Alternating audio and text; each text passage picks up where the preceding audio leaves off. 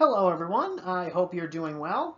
Today I just wanted to talk about the Cities of Sigmar, my general take on them, their history, and just why I really think they're neat. The Cities of Sigmar are a faction in Age of Sigmar, I think, really serve a vital function in the grander narrative of the setting, in addition to really having being in a good spot in terms of just the hobby in general. So let's get started. So, who are they exactly?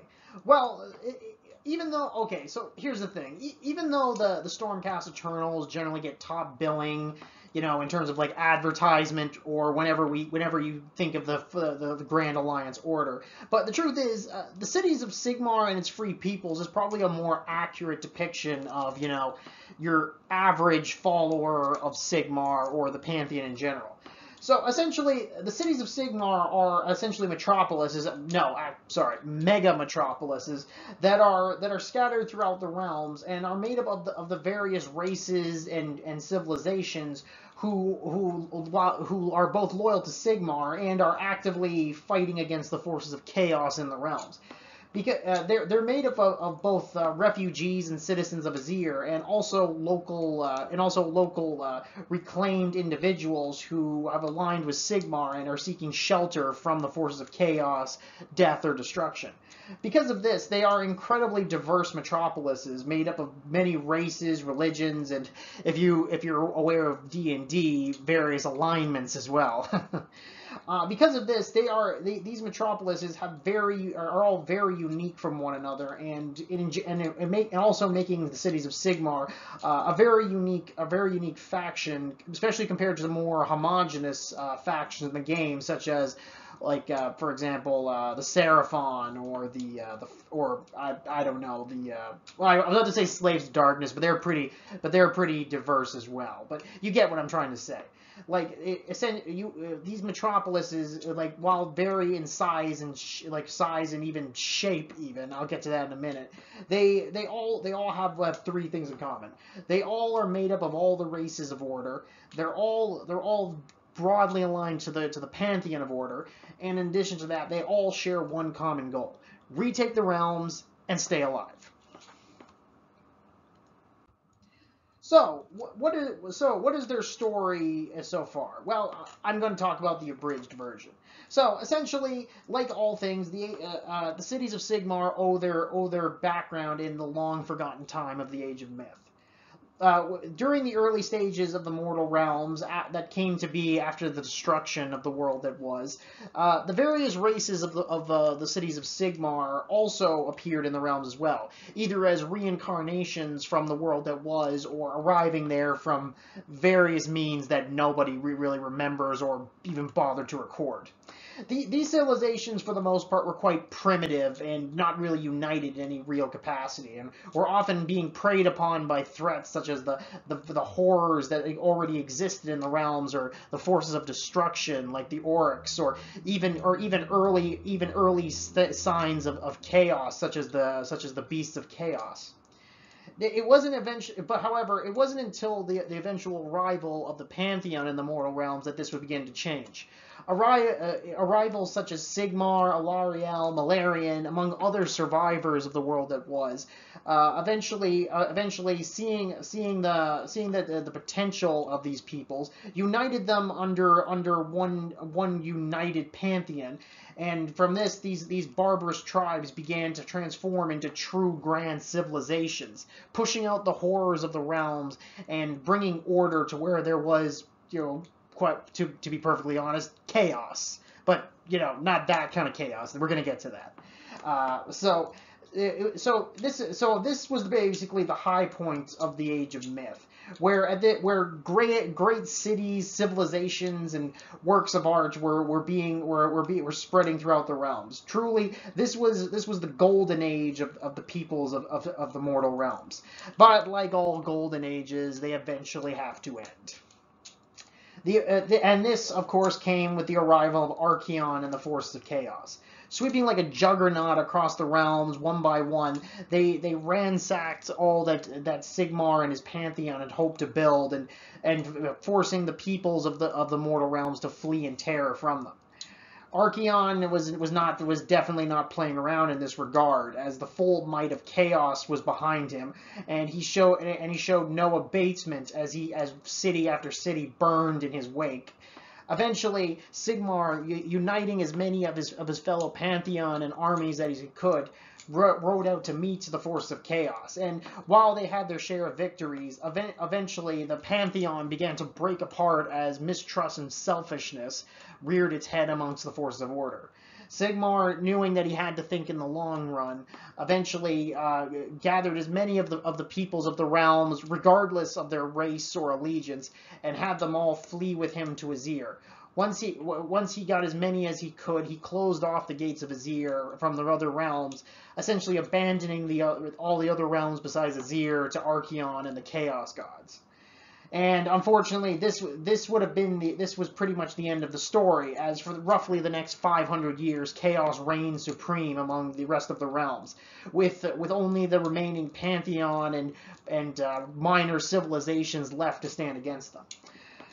Eventually, however, Sigmar did return, and in this time, the peoples of the future cities of Sigmar, who themselves were not idle, had prepared greatly for this undertaking. Spearheaded by the Stormcast Eternals, Sigmar launched daring strikes against the forces of chaos all throughout the realms.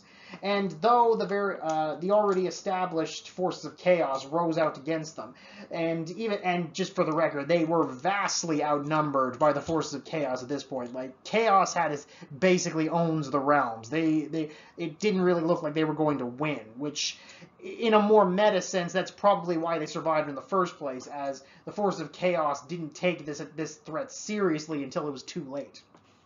Eventually, while Sigmar couldn't possibly have hoped to retake all the realms with the forces he had under his disposal at this time, he did manage to establish several mighty beachheads around places of power, such as realm gates. It was from these save houses not save houses, but strong points, that the peoples from Azir, many of whom were descendants of the peoples of the realms who fled there during the Age of Chaos, they arrived and established mighty beachheads, which eventually grew into cities in these areas that the Stormcast had conquered. And though there were many losses trying to hold on to these places of power, as obviously the forces of chaos hoped to finally finish off these intruders who were trying to take land that they believed was theirs by right. Fortunately, with the backing of both the Stormcast Eternals and also the peoples of the realms who survived in the Age of Chaos and were looking for allies against their chaos foes, they managed to push them out and keep their settlements intact. Over the next 100 years or so, after continuous expansion and warfare against the Chaos Hordes, great cities were created. From grand examples including the Living City in Ghyran and Greywater Fastness, to Hammerhall in Akshi and Ghyran, or Vindicarum in Shaman. These great cities not only served as beachheads in Sigmar's growing campaign against the force of chaos, they also served as, quite frankly, sanctuaries, as the realms, even after all this time, were still very highly chaotic and dangerous, which these cities served as havens for the various peoples of Sigmar's empire as they gradually started to retake their homes. So during this time too, some certain factions within the cities of Sigmar began to rise to prominence, such as the Scourge Privateers, the descendants of the Scourge empires of the Age of Myth, to the Ironwild Arsenal, who maintained Sigmar's war engines, and even just various members of the Free Guilds who made up the various regular armies of Sigmar's crusades. Obviously, some were more loyal to the cause than others, but still, all were still united under the broad strategy of basically just bringing back their civilizations to a land that, quite frankly, was almost beyond saving. Now, this rebuilding process, while it was going well, did run into some setbacks. Some of the more recent events included when Nagash's attempt to take the realms completely into the embrace of death when he kicked off the Soul Wars. The cities of Sigmar suffered greatly during this conflict, with several cities nearly destroyed to the breaking point, such as Glimsforge in Shyish, and even the city of Lethis almost overtaken by Nagash's hordes. Which, though eventually Nagash was defeated, these events led very straightly into the Broken Realms saga, where various gods and mortals attempted to shake up the status quo in the realms.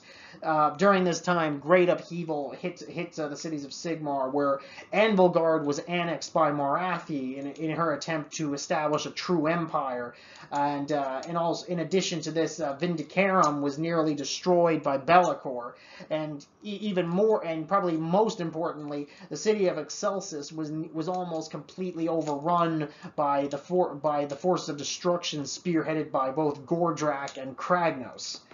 Though the city was saved, the return of Kragnos and the awakening of the realm of Gur due to the unintended side effects of the goddess Alariel led into the current age that we are in at the moment, as of the making of this video, the era of the beast. The forces of destruction now on the rampage like never before. And the forces of chaos are once again making attempts to retake land that was once theirs. In addition, the peoples of the mortal realms are now also riven with internal strife, as both the pressures of their enemies and the stresses of maintaining what little they've already gained is starting to wear at Sigmar's empire. Sigmar, realizing he can't possibly hope to maintain what he has taken back if he's constantly being on the defensive. Realizing this, Sigmar has finally decided the time of offense had come. Marshalling new Dawnbringer crusades, the peoples of the cities of Sigmar march out again in direct offenses to establish new cities, to defeat foes that may rise against them, and just to expand their territory once again. Now in this endeavor, however, it has led to certain issues to arise with Sigmar's overall strategy. As like with all efforts with colonization, it does mean they often have to contend not just with the forces of chaos, but even just with neutral powers who, while not aligned with chaos, we're never necessarily under the authority of Sigmar either, which unfortunately kind of meant they're now in a situation where they're fighting people who may not necessarily need to be enemies, but in their minds it's for the best, as only united under the cities of Sigmar can the realms truly prosper. So we're kind of getting into that age old the age old sins of colonization in any capacity, but we'll get more into that.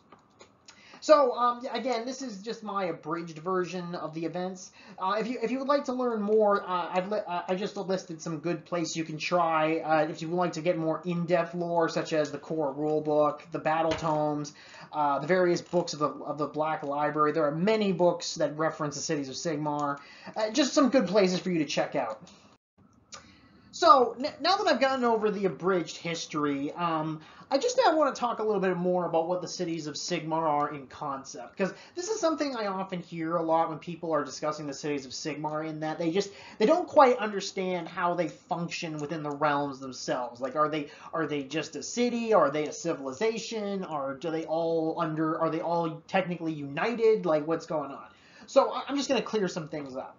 So basically, like I was saying, the cities of Sigmar are essentially like metropolises, like city states, but as I mentioned before, they are highly diverse metropolitan city states.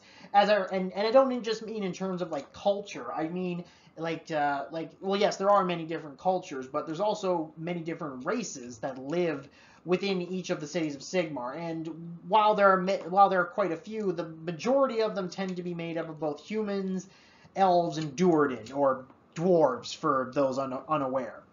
Now, this is one concept of the Cities of Sigmar I actually personally really like, because so often in fantasy that includes these type of races, while they often interact or band together against the evil empire, they're often separate from one another.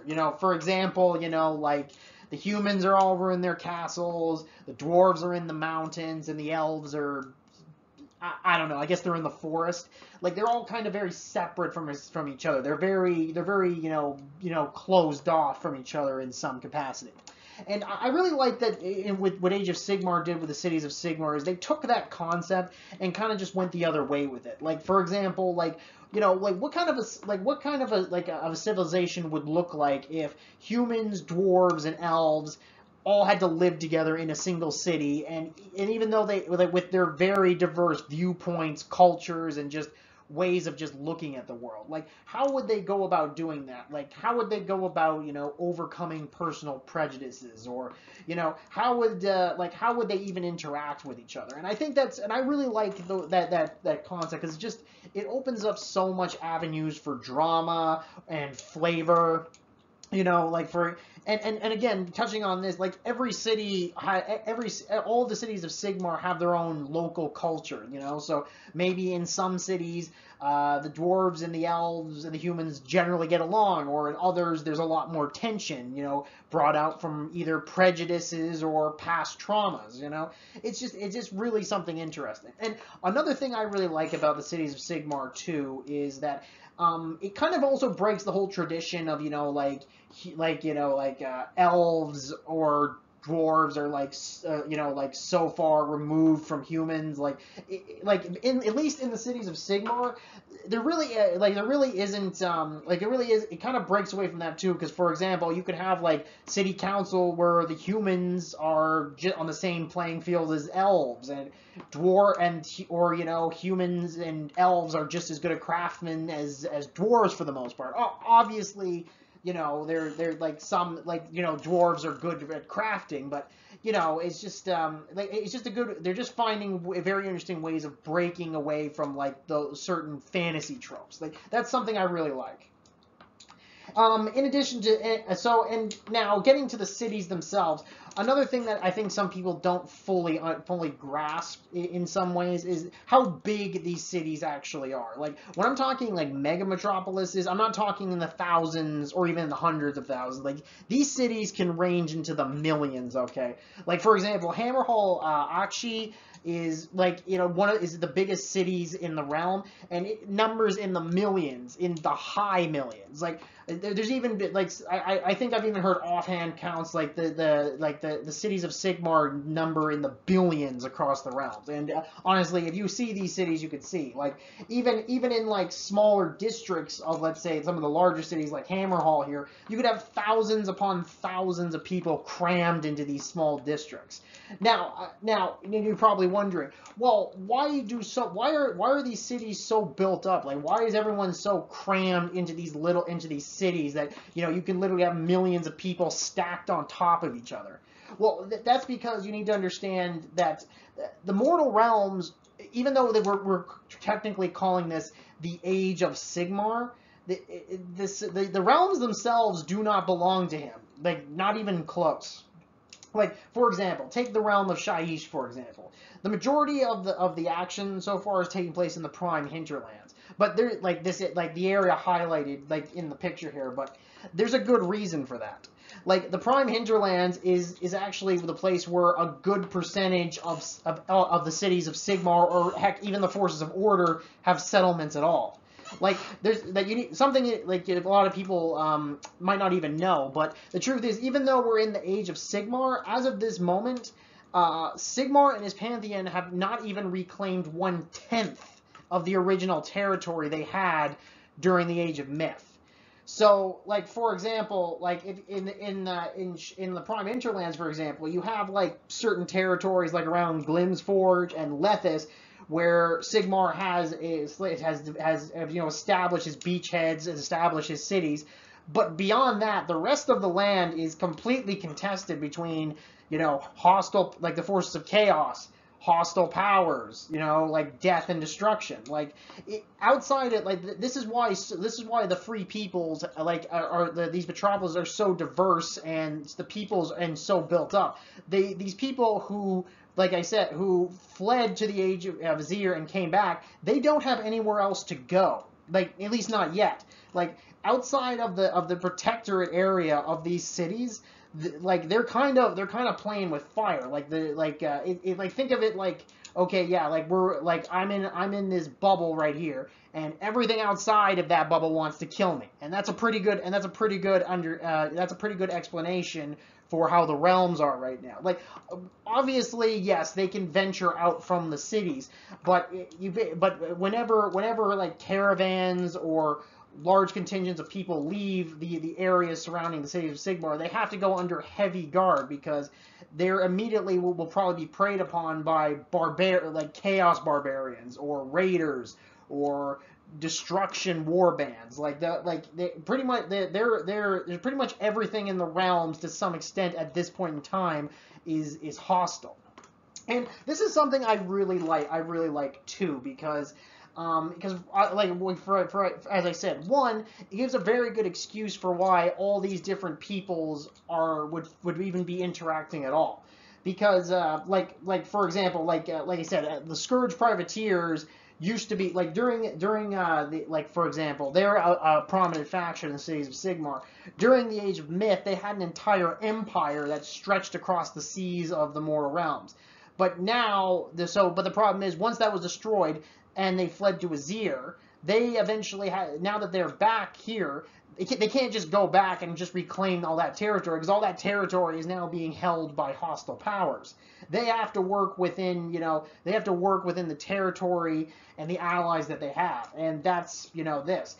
And this is another thing you need to consider too, is and I just want to point out too, a lot of especially new people to the setting don't understand this, but not every citizen in the realm who is not aligned to chaos is a member of the Cities of Sigmar. The Cities of Sigmar are a very specific faction. They are the people aligned to Sigmar and the original pantheon. So, but there are other civilizations in the realm too. For example, in Shyish, at the top there, the Amestheus princedoms are in fact neutral powers. Like, they're not aligned to chaos, but they are not necessarily under the control of Sigmar either. Like, there are just because you're not aligned to chaos doesn't mean you're a part of the Cities of Sigmar. Again, the Cities of Sigmar are the people from Azir who arrived from Azir and are recolonizing the realms, and the people from the realms who have allied to them. But they're also contending with neutral powers as well.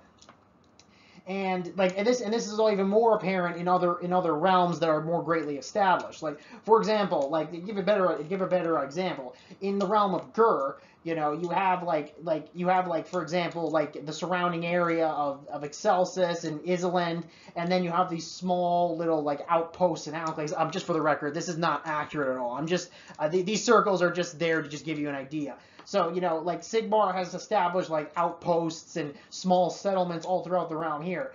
But the vast majority of it is just absolutely hostile. So, everything yellow is not controlled by Sigmar and is, it's either hostile or neutral.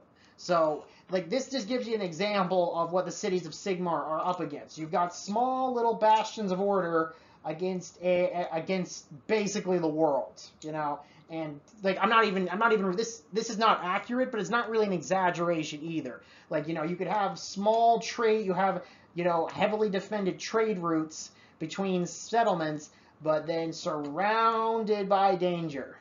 That is the existence the Cities of Sigmar have to live with.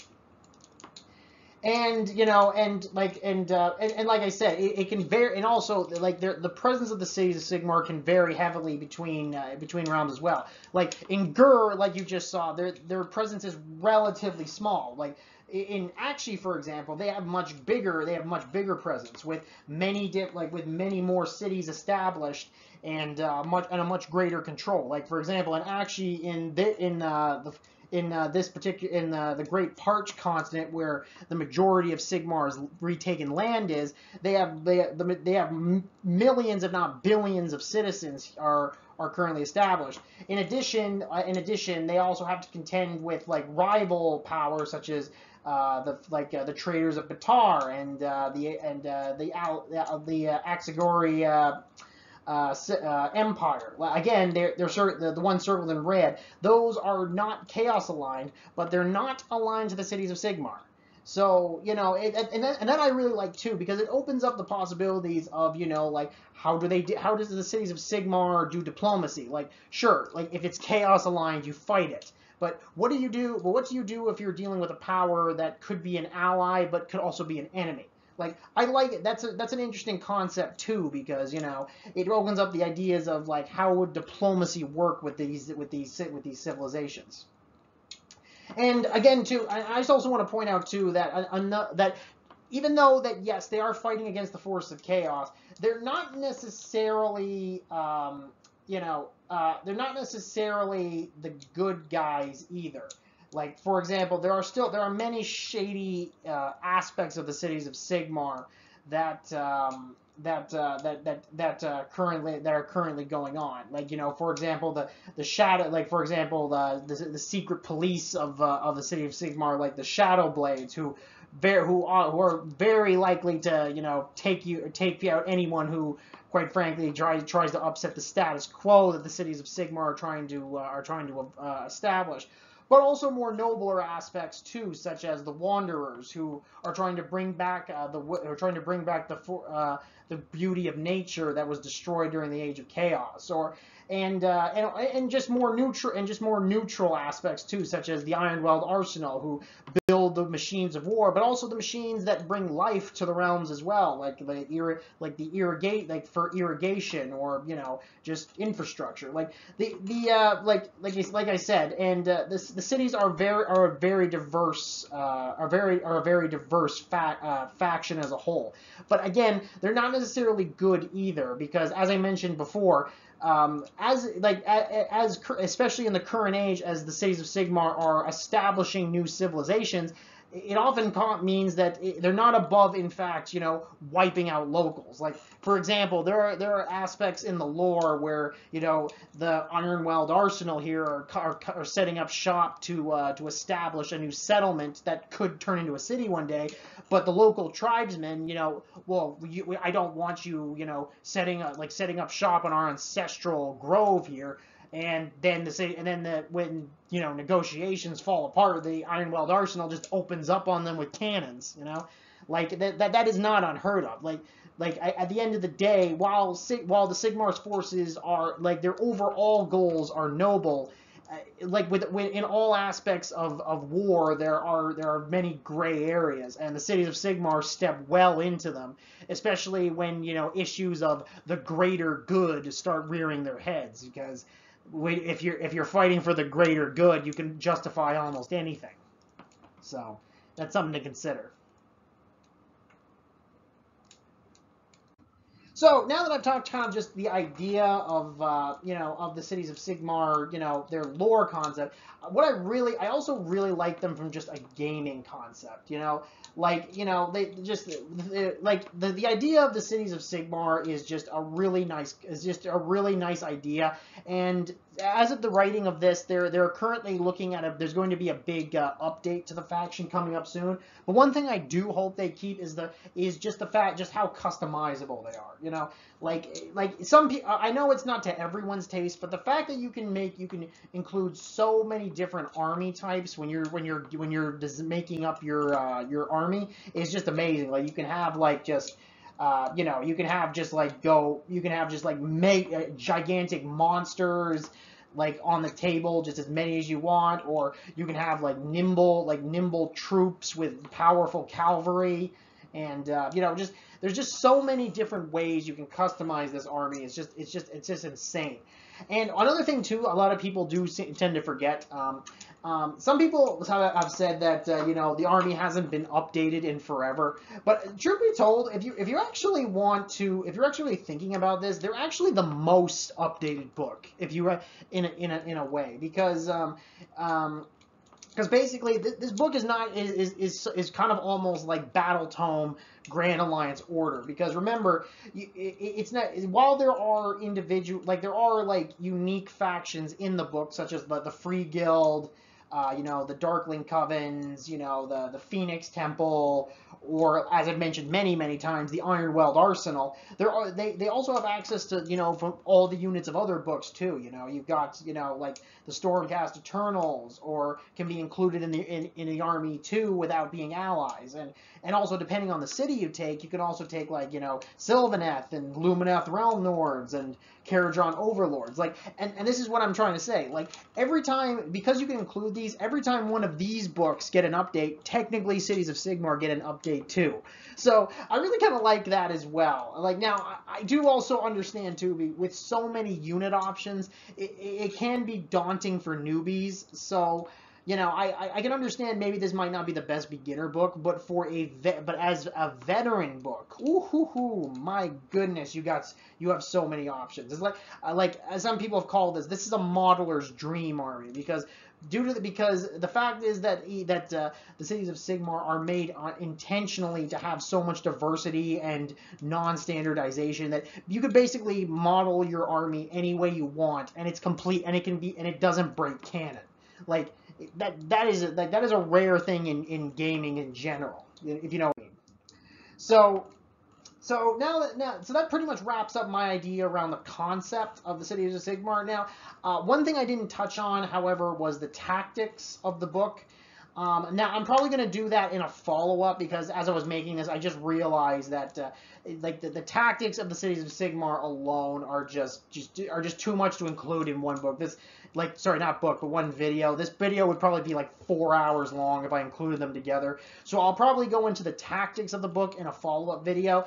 But I'm also kind of debating whether or not maybe if I should wait, because I'm not actually entirely sure how long this book is going to be still relevant, because I'm not entirely sure on the release schedule of the new Battle Tome update for the Cities of Sigmar. But I feel though that's likely still some ways away, so I think I might still do that. But anyway, I hope you enjoyed the video, and just be prepared for more. Have a great day.